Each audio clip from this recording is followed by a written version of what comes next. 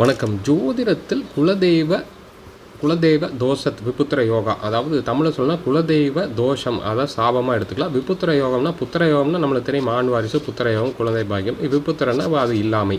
அப்போ குலதெய்வ சாபத்தினால் புத்திர பாக்கியம் கிடைக்காம போகும். புதுசாக கல்யாணமானவங்களுக்கு தள்ளி போயிட்டே இருக்கும். உடல் ஆரோக்கியம்லாம் நல்லாயிருக்கும், டாக்டர் போனால் எல்லாம் சூப்பர் டெஸ்ட்லாம் நல்லாயிருக்கு, எல்லா கவுண்ட்ஸ்லாம் நல்லாயிருக்கு, எல்லாமே ஆண் பெண்ணுக்கு நல்லாயிருக்கு அப்படின்ட்டுருவாங்க. ஆனால் தள்ளி போயிட்டே இருக்கும், என்ன காரணம்னே தெரியாது.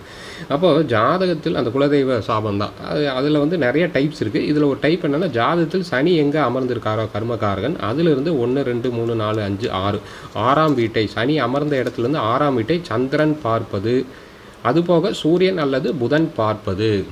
இப்போது சந்திரன் கம்பல்சரி பார்க்கணும். இப்போ சனிக்கு 12 சந்திரன், சூரியன் அல்லது புதன் இருந்தாலே வந்து 6ஆம் வீட்டை பார்க்கும் 7ஆம் பார்வையில். இப்படி இருக்குது பட்சத்தில், அதே போல் லக்கணத்தை பாவகிரகங்கள், இப்போ செவ்வாய் 4ஆம் பார்வையாக பார்க்குது கன்னி லக்னம், சனியும் 10ஆம் பார்வையாக பார்க்குறாரு. இப்படி இருந்ததுன்னா இந்த குலதெய்வ சாபம் இருக்கிறதா அர்த்தம். சில பேர் குலதெய்வத்தை மறந்துருக்கலாம், மதம் மாறி இருக்கலாம், இடம் மாறி இருக்கலாம், ஜென்ரேஷனே மாறி போயிருப்பாங்க, வேறு ஸ்டேட்டுக்கு போயிருப்பாங்க. இதெல்லாம் தேடி பிடிச்சி வந்து கும்பிடணும். அப்போ தான் வந்து இந்த புத்திர பாக்கியம் இருக்குது. ஃபேமிலி ட்ரீ இல்லாமல் பண்ணும் இந்த கடவுளுடைய கோபம். ஸோ இதுதாங்க இதோடைய அமைப்பு. நம்ம சேனல் சப்ஸ்கிரைப் பண்ணி பாருங்கள். ஃபேஸ்புக், இன்ஸ்டா ஃபாலோ பண்ணுங்கள்.